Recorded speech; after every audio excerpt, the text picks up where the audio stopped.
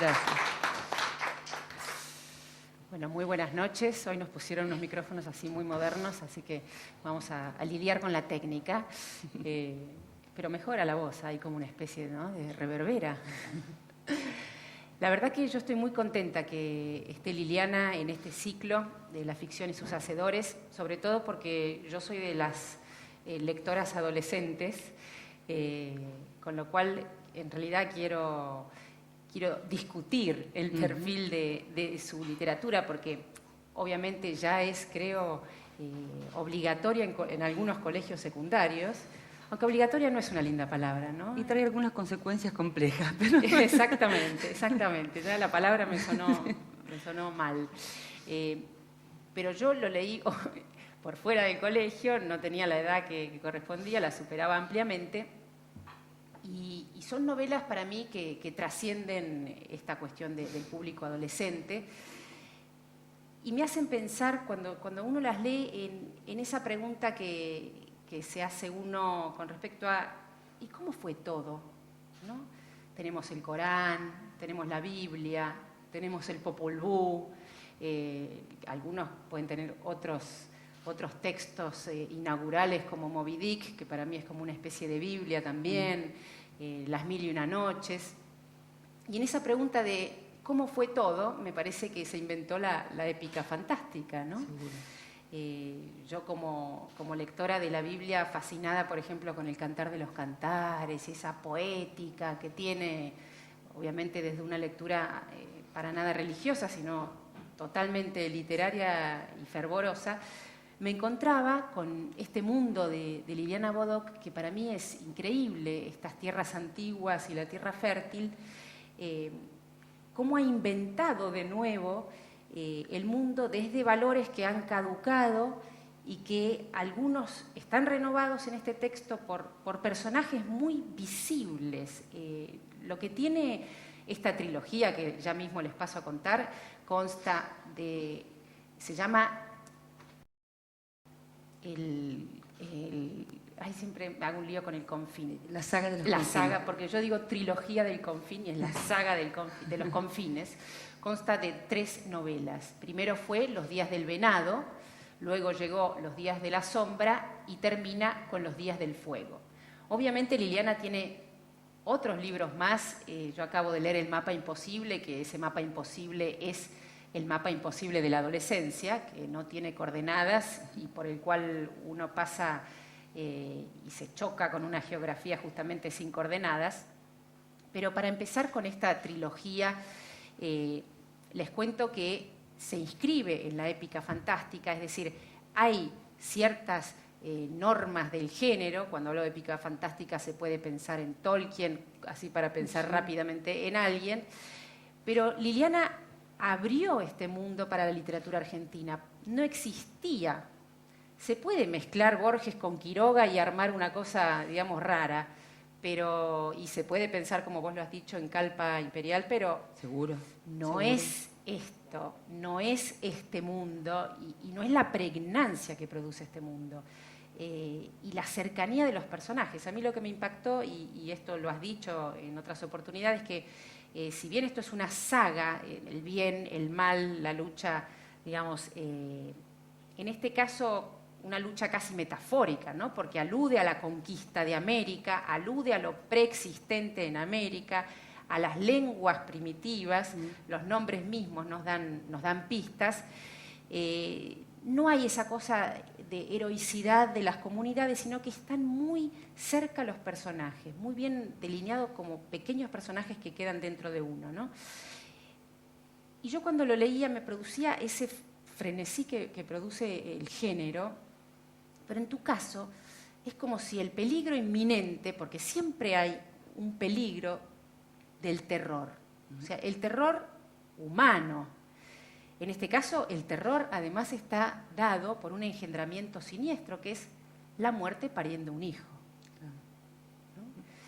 ¿no? Y sin embargo, ese terror tan profundamente humano, inacible, sin nombre, acá estás todo el tiempo peleado por una bondad inmensa que se cuela por todos los personajes de distintas maneras. Por eso uno sigue y teme, porque hay miedo, todo el tiempo te da miedo avanzar en estas páginas, pero ese miedo está solventado por una bondad, y por eso me pareció como algo muy distinto y para mí más lleno de vida que El Señor de los Anillos, por decirlo mal y pronto. Entonces, quería empezar por esta saga, que es un poco tu hijo mayor o tu creación mayor. Incluso se hizo un documental que espero ver algún día, que es La Madre de los Confines, que es un documental sobre tu historia y las letras, ¿no? Sí, básicamente, digamos, todo el trabajo que hice durante 6 años casi con la saga de los confines, ¿sí? Los lugares, la gente que estuvo cerca, la bibliografía, digo, un poco sobre eso trata la documental. Y yo quería saber entonces, bueno, ¿cómo fue primero el deseo de crear este mundo? ¿De dónde te parece que surgió esa necesidad, digamos, de lecturas o de un vacío? Sabés que un poco de las dos cosas. Digo, tengo bastante claro cómo apareció en mí la necesidad y el deseo de escribir la saga de los confines. En primer lugar, surgió de una lectura apasionada que hice, como tantos otros, de varias épicas, pero fundamentalmente de Tolkien, ¿sí? Y me apasioné, como tantos lectores, con ese mundo cuasi mítico, con esa construcción de mito fundacional que obviamente cualquier saga se propone construir. Pero junto a esa lectura, es decir, a esa carga positiva, apareció la otra, apareció la contracara, apareció el enojo. Pues yo me enojé con Tolkien también. Me enojé de alguna manera porque él propone una cosmovisión y propone un modelo de mundo muy alejado de mi propio pensamiento, de mi propio amor o de mis propios amores y de mis propias convicciones. Propone un modelo de mundo que a mí, en muchos aspectos, me resulta francamente odioso. Con lo cual me dije a mí misma, muchos años antes de emprender la tarea de la escritura, qué bueno sería que alguien escribiese una épica fantástica desde otro lugar, desde el sur, al que Tolkien carga sistemáticamente de connotaciones negativas, desde el este, al que Tolkien carga sistemáticamente de connotaciones negativas, desde la colectividad y no desde el héroe, claro. ¿Sí? Desde el mago que trabaja, suda, se equivoca, sufre, llora, envejece y muere, y no desde el otro que llega con un bonete estrellado y ni envejece, ni sufre, ni se equivoca, ni se muere, porque creemos que se muere pero un día resucita.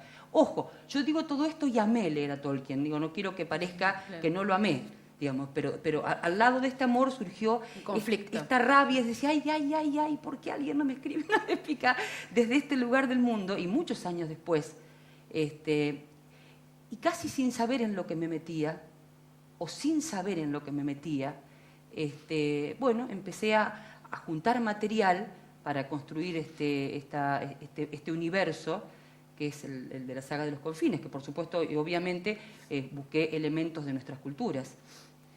Ahora, ¿cómo diseñaste, digamos, el principio? Ya el principio, bueno, total los principios se pueden decir, ¿no? Sí, claro. Y el final es siempre, terminan bien, sí, un poco queda así como, pero llega el bálsamo de la vida en toda esta muerte que se propaga, ¿no? Además, uno realmente lo puede leer en clave del presente absoluta, este libro, ¿no? Pensé que pasa con todas las épicas un poco, porque también las épicas, digo, como género, son relatos morales en un punto, claro. Son relatos modélicos, si ustedes quieren, con lo cual admiten, digamos, lecturas contemporáneas también. Sí, porque otra cosa que quizás no mencionaste con respecto a tu pelea con Tolkien es el lugar de las mujeres, porque aquí el lugar de las mujeres es muy particular y las mujeres son muy particulares.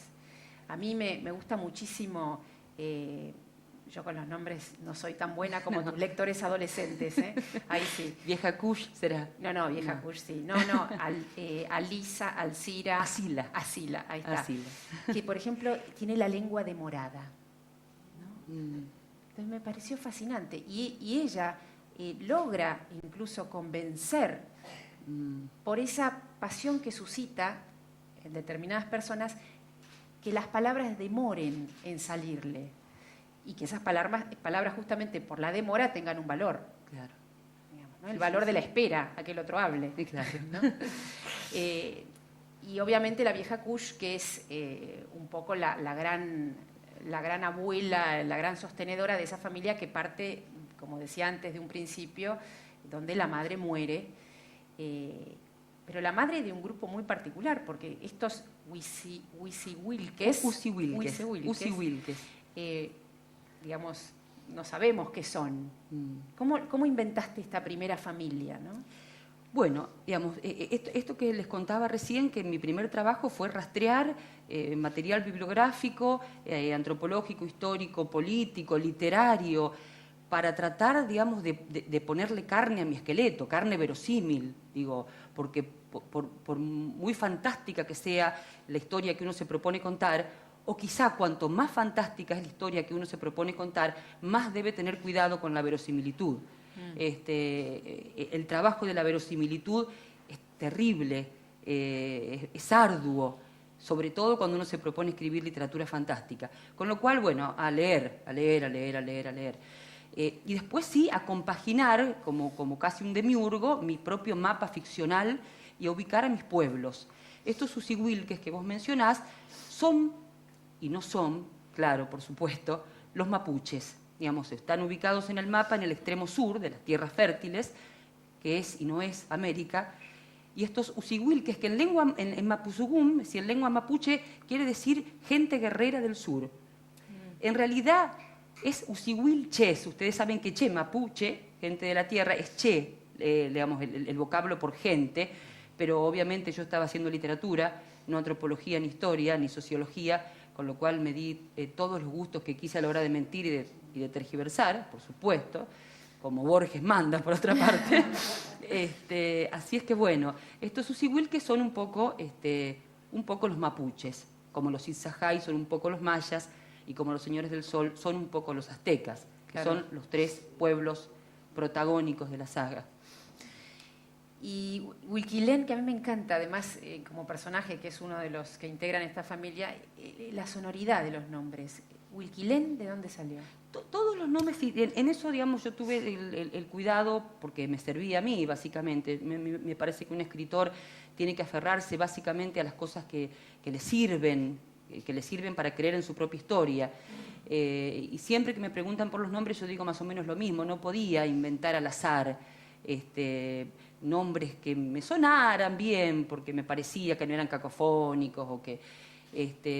me pareció importante y prudente, por otro lado, buscar nombres que tuvieran un contenido y un sentido.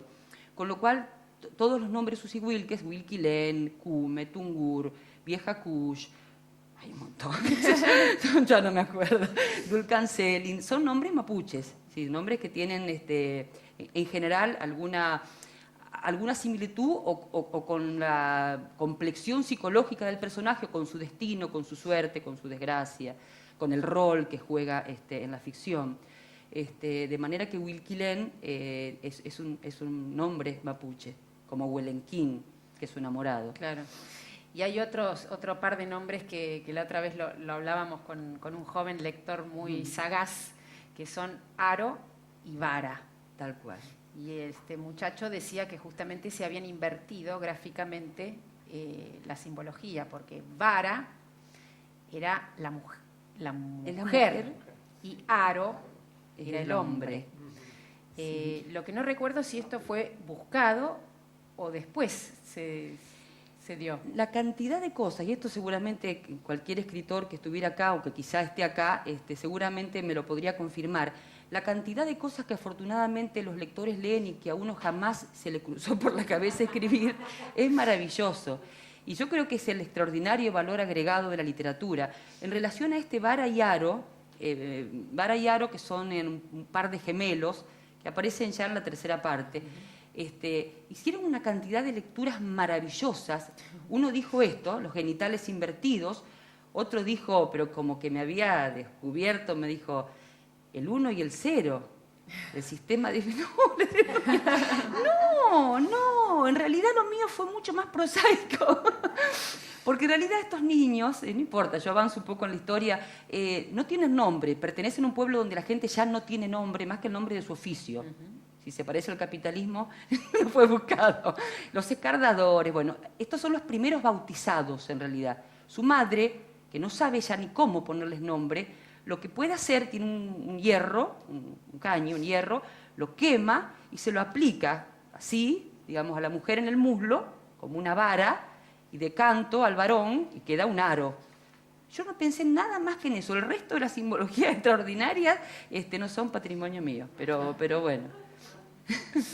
Pero es así. O sea, lo tuyo fue gráfico. Lo mío fue a ver cómo hago. Me parecía cruento una madre haciendo un asterisco. Claro, era innecesario, digamos. Entonces, bueno, fueron vara y aro. Y bueno, y después incluso se produjo este juego de la cacofonía que, digamos, después cuesta, a mí y a casi todo el mundo, le cuesta pronunciar los nombres separados. Se empiezan a confundir. Varo, ara, y en la novela está un poco esta idea de que son gemelos indisolubles. Claro. Y bueno, y si yo les digo, lo que pasa es que lo busqué, les macaneo de acá hasta la China. Esa es la verdad. También hay cierta bajada ideológica, ¿no? Ay. Esa, digamos, vos la tenés consciente o viene con el relato? A ver, hay un poco una historia diferente en cada libro. Indudablemente yo tenía una posición tomada, la que sigo teniendo, a la hora de escribir esta épica fantástica, de alguna manera basada en la conquista de América. Yo partí de la convicción de que aquello fue un genocidio, que ya está consumado. En realidad tenemos que lidiar con los resultados mestizos de aquello que fue, pero no tengo ganas de suavizar la palabra. Fue un genocidio. Y de esa idea partí, clara, categórica, y está sostenida desde la primera hasta la última página del libro. Pero ¿qué me pasó? Me fui alejando, pero no porque me fuera alejando ideológicamente de esta convicción que tengo, no yo, sino un montón de personas, y simplemente y básicamente porque se mataron millones y millones de seres humanos, además de destruir culturas extraordinarias. Digo, a la hora de escribir Los días de la sombra y después Los días del fuego, me fui alejando de este referente tan categórico. Y en esto debo decir que jugó un papel muy importante el editor. Muy importante el editor, un papel que yo rescato y valoro profundamente. A él le gustó enormemente Los días del venado y lo editó. Yo escribí la segunda parte, escribí Los días de la sombra, se lo llevé, lo leyó, estaba mi hija conmigo, que no me deja mentir.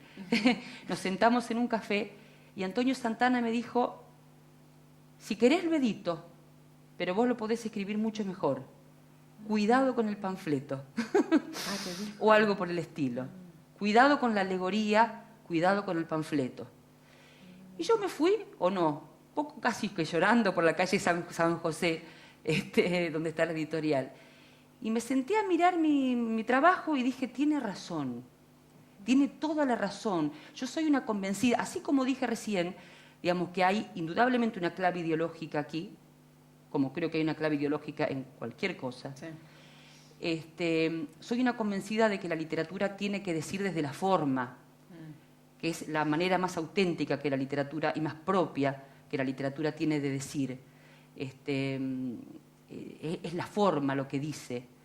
Entonces, bueno, dije, es verdad, ojo con el panfleto, ojo con la alegoría directa, y prácticamente reescribí Los días de la sombra, tratando de, permitirme alejarme de ese referente, ablandar, agrisar, trabajar el material de una manera más plástica, ¿no? Bueno, me siento y me parece que la obra creció en ese sentido. Sí, yo doy fe que realmente aquí está la presencia de un editor, no solo en este caso, sino en el editor que descubre y en el editor que se juega, porque entiendo que esto vos lo habías escrito y empezó a recorrer cierto mundo editorial. Y yo justamente hablé en aquel entonces con Antonio Santana, que es el actual director de Norma, y él me dijo, descubrí un libro y una escritora que es maravilloso, que le da vuelta a toda la mitología de Tolkien. Harry Potter queda chiquitito, y empezó todo, porque es la nuestra, dijo. Entonces la resonancia es inmediata y nos llega mucho más rápido todo ese mundo fantástico. Yo dije, qué bárbaro, qué raro, dije, ¿no? Porque uno como que no está esperando algo así, pero nunca cree que va a suceder. Entonces, realmente ahí fue alguien que apostó y dijo, sí, voy a editarlo y voy a seguir a esta autora hasta que encuentre a sus lectores. Y ahora, bueno, ya va por la 13ª edición, Los Días del Venado, y los otros también siguen su curso.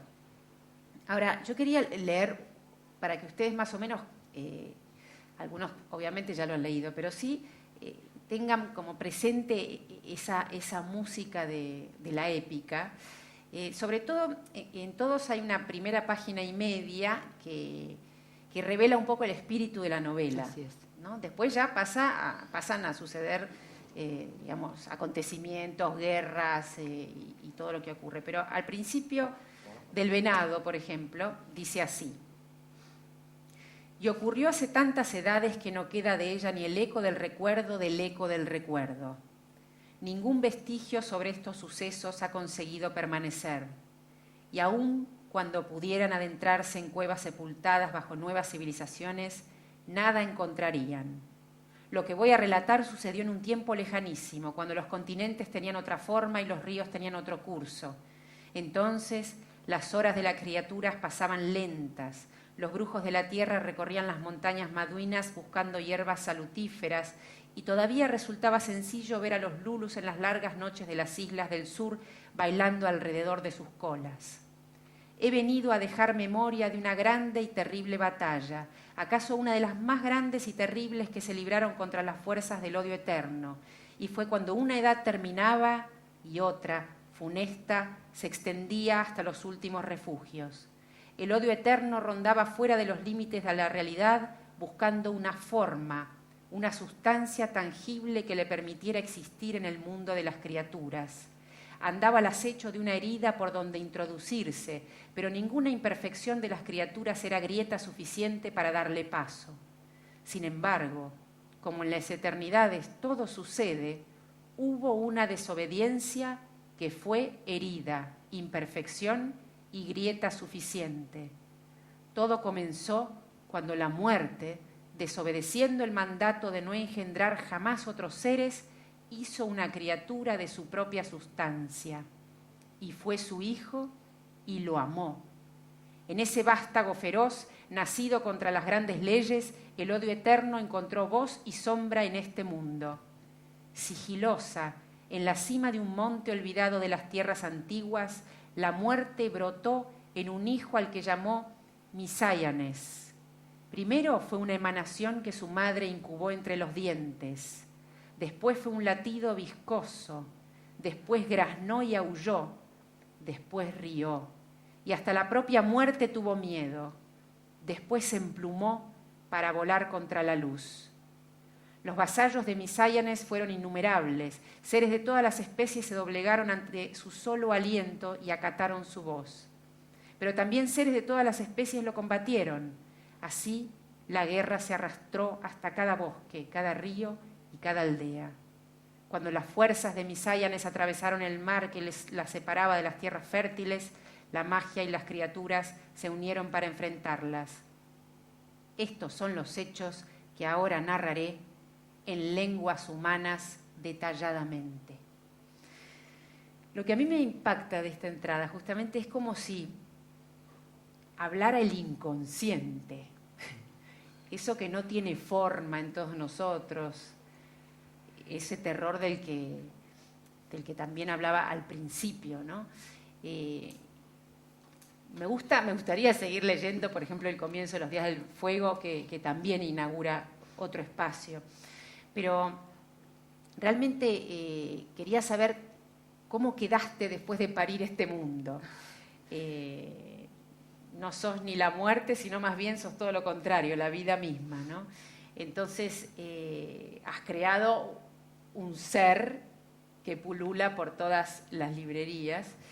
y en muchas cabezas de mucha gente, ¿no? Entonces me preguntaba, porque uno siente una cosa entrañable con los personajes, pero me preguntaba cómo habías quedado vos. A ver, bueno, un poco así, digamos, si me permitís brevemente, en relación a esto que vos decís de alguna manera del prefacio que, digamos, antecede a cada libro, esto tiene que ver un poco con el género épico. El género épico siempre tiene un proemio que es muy útil porque es el lugar en el que el vate o el poeta que se propone cantar algo que obviamente lo rebasa por mucho, pide ayuda. Canta, oh musa, la cólera de Aquiles. Claro. Yo no puedo. Canta, oh musa, porque yo no puedo. Yo voy a intentar copiar lo que me vas dictando. Entonces, por esto que vos decías del inconsciente, es así, tal cual, ¿no? Es un poco resguardarse. Y bueno, y desde este lugar, digamos, de la construcción de una épica, que bien o mal, digo, muchísimo más allá de los resultados, que no me corresponde a mí hablar de eso de ninguna manera, y créanme que si hoy yo vuelvo a leer, me enojo. Ahora la escuchaba a ella, que al margen de que lee muy bien, uno se escucha leído o se lee por necesidad y se enoja con uno mismo todo el tiempo. Y uno ve todo lo que hubiera querido escribir mejor y de otra forma, permanentemente. Pero bueno, digo, construir una épica es un trabajo arduo, y uno se va metiendo en ese mundo, se le va haciendo carne, lo va queriendo, uno lo va habitando. Y bueno, y posiblemente eso hace posible que otros lo habiten después y que otros lo completen después y que otros lo quieran tanto o más que uno mismo. Uno queda exhausto en un punto y uno queda feliz, por supuesto, pero yo quedé básicamente asustada y no sin razón. Te lo puedo decir ahora que escribí algunos libros después, incluso Memorias impuras. Claro. Porque uno dice, bueno, está bien, hay que seguir escribiendo sin pensar en el público, sin pensar en la vidriera, sin pensar en el editor, sin pensar en que al tipo que le gustó la saga, no me importa que le guste lo que voy a escribir ahora. Sí, se dice fácil, pero no se hace tan fácil. Digo, es un trabajo muy duro sentarse a escribir y desligarse de esto, que tuvo, pónganle todas las comillas que quieran, un cierto éxito, al menos en algunos países de Latinoamérica. Y que ha tenido sobre todo una cariñosísima devolución de parte de los lectores. Entonces yo tengo que volver a abrir mi compu, poner mi archivo de Word y decir, bueno, este montón de gente que lo leyó a mí no me tiene que importar ahora. Yo tengo que seguir haciendo mi búsqueda estética honesta, coherente, sincera, y cuesta. Claro. Y la realidad me demostró que cuesta. La cantidad de personas que me han dicho, sí, muy lindo, Memoria de Pola. Sí, pero... Claro. Pero no es la saga, y no es la saga. Y yo sé que para mucha gente la saga ya no va a ser más. Lo que pasa es que el oficio del lector no es el oficio del escritor. Claro. El tipo se enamoró de eso y te reclama un poco lo mismo. Bueno, a Dickens, pobre, no lo dejaban en paz tampoco, digo. Claro, yo digo, uno a veces sin pretender esa comparación, o con el mismísimo Márquez, que uno, digamos, siempre le nombra o le nombraría 100 años de soledad y el tipo capaz que está saturado. Pero bueno, digamos, insisto, sin pretender, digamos, ni acercarme a esas alturas, pero digo, en el trabajo cotidiano y de todos los días, a uno eso, digamos, le resulta una carga en un momento, un dolor. Bueno, ahora tengo que seguir y contentarme con lo que sea, digamos, en la medida en que yo haya podido trabajar con honradez, ¿no? Y hacer mi búsqueda. Hay otro tema que vos antes lo mencionabas, que es el canto. El canto aparece mucho en la saga, como un espacio de comunicación con la naturaleza, con uno mismo, distinto. El canto y la lluvia. ¿No? Y yo no sé por qué tuve ganas de preguntarme por vos, allá cuando eras niña, salticando, como se decía, por los valles o por donde estuvieras. ¿Qué te pasaba con el canto, con la lluvia? ¿Cómo había sido tu infancia en ese contexto? Claro, hay un montón de elementos. Uno a veces cree, equivocadamente, que porque va a escribir una épica fantástica, que parece lo más alejado posible de nuestra realidad cotidiana y coloquial, uno no va a poner sus entrañas y se equivoca estrepitosamente, porque en las lecturas, sobre todo en las lecturas de los otros y en las propias lecturas mías, porque claro, para escribir La sombra tuve que releer El venado y para escribir El fuego tuve que releer El venado y la sombra, fui encontrando tantas y tantas y tantas marcas, porque ¿de dónde escribe uno? Sino de lo que es o de lo que quiso ser, sobre todo de lo que quiso ser o de lo que perdió. Tantas cosas. De la lluvia yo tengo solo añoranza. Yo nací en Santa Fe, pero rápidamente me fui a Mendoza. Claro. Pero rápidamente me fui a Mendoza y yo no sé si por mí misma o porque en realidad uno hereda también las nostalgias y las melancolías. Entonces, seguro mi viejo era el tipo que extrañaba la humedad y protestaba todo el tiempo contra la sequedad y el viento sonda. De manera que para mí la lluvia siempre tuvo una connotación encantadora, posiblemente porque, digamos, eso, porque faltaba, y fue una añoranza permanente. Entonces está, y como eso te podría decir, te digo porque me la dijo una lectora, otra vez, estas cosas. La familia protagónica, hasta que nombrabas vos recién, los Susi Wilkes, es un papá viudo, la abuela y 5 hijos. Y yo escribí 3 libros y no me di cuenta que nosotros somos un papá viudo, 5 hijos, 4 y uno que llegó después, de otro matrimonio, y una abuela y un abuelo. ¿Y no te habías dado cuenta? Ustedes me creen que no me había dado cuenta hasta que... Porque a los chicos les gusta mucho preguntar sobre la vida de los escritores. Claro. No tanto si usó... ¿Y usted está casada? ¿Y cuántos hijos tiene? Bueno, entonces yo le conté mi vida, me quedé huérfana, y de repente me dice una niñita, como la familia de Abdul-Canselim. Cállese, mocosa. ¿Quién la manda? Como la familia de Abdul-Canselim, por decirte, digamos, la lluvia, la familia de Abdul-Canselim, tantas cosas habrá, aunque el género parece, tan alejado de la cotidianeidad, ¿no? Pero ¿y de chiquita también eras tan inventora de mundos? Me gustaba. No, escribí, como creo que escribimos todos, afortunadamente, poesía cuando era muy chica, pero no, después hice mi carrera de letras, pero durante muchos años no me animé, como corresponde, a escribir. Y está muy bien también que durante muchos años no se anime a escribir, sí, ¿no? Porque es un tiempo de aprendizaje por ahí. Pero sí, me gustaba inventar historias. Yo dibujaba muñequitos en papeles y los recortaba y hacía como una suerte de obra de teatro, de títeres, una cosa intermedia. Y me gustaba inventar mundos de ficción. Eso lo traje, digamos, desde muy chica. Y con respecto a las monstruosidades, digamos, si bien no hay nada demasiado monstruoso aquí, ¿cómo te llevas con eso? Con las deformidades, porque bueno, cuando uno entra en estos mundos, no todo es humano, claro, ni siquiera la lengua, entonces también están los monstruos, ¿no? Ya que hablamos de la infancia, claro, que son están muy presentes. Por supuesto. ¿Cómo jugaste para pensar la cola de algunos o la forma?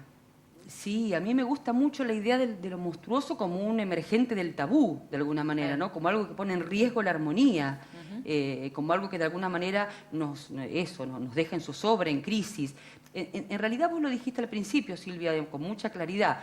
Digamos, hay una armonía inicial. Vos dijiste, todo el tiempo uno tiene como miedo leyendo la saga. Sí. Que es que el miedo que uno tiene leyendo a Tolkien. Quien ha leído a Tolkien y recuerda a los jinetes negros, esos que van y pasan y nadie sabe bien quiénes son, ¡ay, qué escalofrío! Sí. Y son los monstruos en alguna medida. Son los que vienen a, digamos, de alguna manera destruir la armonía, digamos, dada. Y bueno, siempre una épica es eso. Hay una armonía que se rompe y la pelea es restablecerla. Claro, nunca será la misma, será otra. Como nos pasa todo el tiempo en las sociedades humanas, ¿no? Restablecer otra armonía, pero alguna armonía al fin. Entonces, me parece que este es el papel permanente de la monstruosidad en la literatura, en la vida, en las sociedades y en una épica fantástica, ¿no? El que me está señalando que, bueno, que mi realidad se resquebraja. Está muy bien eso. Ahora, en El mapa imposible, que es el último libro, ¿no? ¿Es el último? El último, sí. La chica también tiene un problema, ¿no? Lila. Sí, Lila, si Sí, mal es no renguita. recuerdo. Es renguita. Es renga, tiene una pierna sin música, dice ella. ¿Sí? Una pierna sin música. Igualmente se nota mucho la poesía en todos tus libros, ¿eh? Yo no sé si la has abandonado del todo, pero que se te coló por tu prosa es inminente. El mapa imposible, ¿cómo surge? Obviamente desde la tapa hay una alusión a Rayuela. Quería saber si significó algo en vos, Cortázar, y cómo, porque está el género fantástico, que es quizás el mejor visitado por Don Julio, pero quería saber cuál fue la huella, digamos, que te dejó a vos esta... Sí, bueno, Cortázar, recién lo veía en una foto maravillosa, esa que conocemos todas con su cigarrillo, claro. Cortázar fue como que para todos nosotros una impronta ideológica y una impronta literaria, y Rayuela, bueno, fue una novela de culto, indispensable de alguna manera, ¿no? Junto con otro par, digamos, de novelas. De manera que, sí, claro, para mí Cortázar, digamos, indudablemente lo elegiría como uno de mis escritores más entrañables, más cercanos, más queridos. Y de alguna manera, tanto en Diciembre Superálbum, que está, digamos, editado en la misma colección, como en El Mapa Imposible, hay un trabajo de estructura. Yo no creo de ninguna manera en hacer facilismo a la hora de hacer literatura infantil y juvenil. Yo creo que la literatura tiene, si una sola obligación tiene, es hacer que el lector entre en crisis. Tenga la edad que tenga, digamos, obviamente hablamos de algo sano, ¿no? Pero un tipo no puede quedar igual después de leer un libro, porque entonces, de verdad, para mí ese libro no sirvió. Por eso no le doy La peste a un niño, porque posiblemente la leería, pero quedaría igual, digo, no podría decodificar lo que la peste le está diciendo. Claro. Entonces, por lo tanto, no entraría en crisis. Pero sí quiero escribir un libro para niños que en el código del niño lo haga entrar en crisis, entendiendo crisis como cambio, obviamente, ¿no? Como que se tire de los pelos y se arrastre. Entonces, bueno, a mí me importa mucho, digamos, tratar con extrema seriedad el concepto de la estética, el concepto del lenguaje, el concepto de la estructura a la hora de trabajar con literatura infantil y juvenil. Ahora hay otro libro que también tiene una estructura interesante y que Sucedió en colores. Sucedió en colores, para más niños, sí. No se nombran esos colores, son como haikus en un punto, ¿no? Largos. Sí. Pero también me gusta esa idea, ¿no? De trabajar sobre colores sin nombrar. Sí, que uno podría trasladar esto a otras cosas, ¿no? No nombrar un atributo, sino darle forma. Así es. ¿No? Que es un poco lo que hace Liliana, y por eso yo no creo que para nada sea panfletista de literatura, porque da forma y no señala, digamos, sino que las cosas aparecen justamente por pregnancia, por forma. Por eso creo que realmente llegó muy fuerte esta trilogía, porque pasó por otro lado, no pasó por una evaluación, sino que entró por el cuerpo. Y por la cultura. Y por la cultura, yo creo. Porque, y por la cultura. Lo digo porque es lo que muchos lectores me dicen, que de alguna manera pueden, digamos, pueden encontrarse, pueden entenderse. Claro. En Sucedió en colores viene de tu abuelo, ¿no? Esa historia. No, esa historia viene de mi papá. Ah, de tu papá. Ah, bueno. Así muy brevemente, Sucedió en colores son cuentos, rojo, amarillo, verde, negro y blanco, digamos. Esto, que jamás nombran el color, pero, digamos, tocan temáticas y tienen personajes y tocan sentimientos que tienen que ver con el color, ¿sí? El rojo, no importa, es el diablo que se enamoró de Rubilde, una vendedora de manzanas, y y sigue el cuento. Pero nunca se nombra el color. En realidad, esta idea, mi papá, cuando nosotros éramos muy chicos, en este caso a mí, en realidad, me inventaba versitos de colores. Me los inventaba y me los decía. Exactamente con esta idea, por decirte, el blanco. Cuando cae la nieve, la mansa gaviota no teje tricota de gruesa lana, ella toma leche dulce y calentita en una tacita de porcelana. Esa es la idea, de hablar de un color amarillo. ¿Eso lo dijo mi papá, él me los inventaba. Ah, bueno, hay genes, digamos. El amarillo. El amarillo era, bajo el sol de mayo, la japonesita de leve kimono llora su gran cuita, comiendo tortilla se manchó con huevo. Bueno, pasaron los años, obviamente no me los olvidé, y entonces le dije a mi papá, che papá, ya que no me vas a dejar plata. No, pobre Dame viejo. los colores. Dame los colores. No, obviamente. Digo, esa idea, a mí me gustaría hacerla cuentos. Y obviamente que recibí su permiso y esos es un poco los cuentos de colores, digamos, parten de esa idea. Y para llegar a un libro quizás más conflictivo, incluso desde el punto de vista editorial, porque fue también ir a otra editorial con otro código, porque Planeta tiene otro código, para mi gusto más comercial, o para mi disgusto, no sé. Escribiste Memorias impuras, ¿no? ¿Cómo fue esa historia?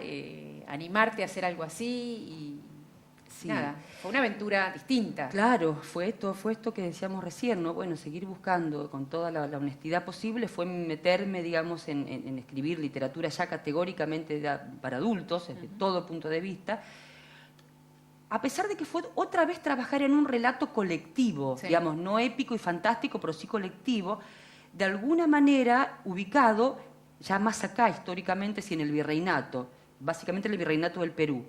Y bueno, y trabajar allí, digamos, con un mundo que está un poco a caballo entre la historia y la ficción o lo fantástico, ¿no? No se habla de un virrey determinado, pero se habla de Crispino que se entiende, digamos. Se entiende indudablemente. A mí me gustó ese trabajo, de hecho es un díptico, Memorias impuras los padres, Memorias impuras los huérfanos, que es la que estoy ya terminando. ¿Ah, sí? Para que Sí, ahí uno ya está terminando hace un año, pero y sigue ya terminando un año más, pero bueno, el caso es que saldrá, si la termino me imagino que este año, y indudablemente fue para mí un aprendizaje laboral en este sentido. Es otra editorial, es otro mundo, es otra historia, es otro trato, es otra cosa. Sí. Y eso sí que es un monstruo. Que eso es un monstruo. Claro, digo por lo grande. Ahora, yo me preguntaba, más allá de que ahora me entero que estás con esta continuación, si la saga de los confines para vos es un cuadro concluido, ¿no? Como los cuadros trípticos, digamos, del Bosco, si realmente es un cuadro concluido o te dan ganas de meter otra pincelada, de extraer algún personaje y darle vida en otra parte. Mirá, me gusta siempre que puedo decir la verdad. No siempre se puede. Si me lo hubieras preguntado, ¿qué te digo? Un año atrás, te hubiera dicho desde un lugar de una ética incorruptible, no. Jamás. La cuarta parte jamás, y te sigo diciendo la cuarta parte jamás, porque me parece que pretender que un relato épico se termine es una barrabasada. ¿Sí? Un relato épico justamente, digamos, es la eternidad misma. Es la eternidad misma, no se termina jamás. Es cosa del escritor tomar la tijera y cortar el paño en algún lugar. Pero con la misma honradez te digo que se me empieza a pasar por la cabeza alguna vez, si no ahora, tomar de estos 3 libros lugares, huecos, espacios que han quedado vacíos, personajes que de alguna manera desaparecieron en algún momento de la historia, como sucede en este tipo de relatos, y hacer cual Úrsula Le Guin en algún momento lo hizo con Terramar, relatos, pero tampoco es una cosa inmediata, es apenas una idea por ahora muy remota. Ah, bueno. Sí. O sea que lo que viene ahora es la segunda parte. Por ahora Memorias impuras y siempre, digamos, escribir y trabajar, digamos, con el tema de textos para niños y para jóvenes, que a mí me parece un espacio que por allí, al margen de lo que se declame y de lo que se diga, desde la academia y desde la burocracia intelectual, que convengamos que existe, y cómo, es un género del que se habla en general en tono peyorativo. Cuanto más cariñoso, haces literatura para chicos, o escribís para chicos, te dicen en general, no haces literatura para chicos. Y porque además hay que tener en cuenta que la literatura infantil no es lo que la divulgación científica es a la ciencia, sino no es hacer un relato degradado, o llevar la ciencia, que no es comprensible a la generalidad, bueno, un lenguaje coloquial que lo podemos entender todos, para que a lo mejor alguna vez algunos lleguemos a entender la terminología científica. Si no es hacer literatura menor, para que alguna vez cuando sean grandes lean literatura, como Dios manda. es literatura como Dios manda, o debería ser por lo menos. Sí, igual antes decías algo que es un tema importante actual en la literatura infantil, ¿no? Esta cuestión de hacer entrar en crisis. Pero es muy distinto hacer entrar en crisis que mostrar la perversión. Ah, claro. Porque justamente se ha abierto tanto la compuerta de la literatura infantil con respecto a hay que concientizar a los chicos del mundo en que viven, que las separaciones y que esto, que se ha vuelto casi más perversa la literatura infantil que la literatura de los adultos. Sí. Por eso me parecía interesante la idea de hacer entrar en crisis, pero ahí la figura del autor es muy importante. Ah, por supuesto. Porque, no voy a dar nombres, pero hay muchos autores argentinos que promueven determinados modelos y hacen entrar en crisis, pero desde la perversión. Por supuesto. Digamos. Y creo que ahí Liliana justamente lo que logra es tramitar toda una problemática de estar en este mundo, insisto, a través de la poesía. Exacto. Y la forma, digamos. La forma no deforme, sino la forma. Pero absolutamente. Así que bueno, la verdad que un gusto que sigas escribiendo y por más que vos digas que escribís para chicos, yo insisto que no es así, o yo soy una eterna infante o quisiera hacerlo, porque al menos sí, obviamente El Mapa Imposible es un libro para chicos, chicos que incluso ya empiezan a tener que lidiar con los vellos y con las cosas raras que aparecen en el espejo en determinada edad, pero la trilogía, la saga de los confines, yo la leí desde un presente adulto y me llenó de vida y me aterró la muerte, digamos. Así que bueno, espero que ustedes también compartan esta lectura y todos los personajes que ha inventado Liliana, y para mí justamente de eso se trata un escritor, ¿no? De inventar mundos alternativos a este en el que estamos supuestamente viviendo, para cambiar de vez en cuando de rumbo. Seguro. Yo hoy les voy a pedir 1000 disculpas, porque tengo que concluir un poco más temprano que habitualmente, ya que en este momento se está realizando el lanzamiento de mi programa de televisión y yo no estoy ahí, porque bueno, voy a tener un programa que habitualmente lo tenía y que justamente Liliana fue una de las invitadas en Canal A, y en este momento se está realizando el lanzamiento de este programa que es El Fantasma, donde se encuentran lectores con escritores. Así que se estrena el 19 de mayo, ya les voy a avisar y además voy avisando qué autores para que vayan teniendo como una agenda también de autores. Pero no quería dejar de dar un espacio de preguntas para Liliana, porque para mí es importante si hay, digamos, si alguien se anima a romper el hielo, que haya un intercambio entre ustedes y los autores. ¿Cómo no? Yo quiero hablar, porque la verdad que me enteré de la tecnología en una pequeña referencia en una revista. El tema me interesó porque me gusta la fantasía y me gusta el género. No leía Tolkien, he visto las películas con eso, pero es como que me zambullí en la literatura. Entonces, cada día elegía el bolso o la cartera que me iba a acompañar para poder sostenerme con una sola mano y tener en la otra el libro. O sea que me acompañaste en todos los viajes, me zambullí. Pero por favor, yo quiero una continuidad. ¿Ven lo que decía? ¿Ven que no? No, la agradecida soy yo. Muchas gracias. No, al contrario, me dejaste con un hambre impresionante. Porque voy a leer lo demás, pero un poquito más. Un poquito más de la saga.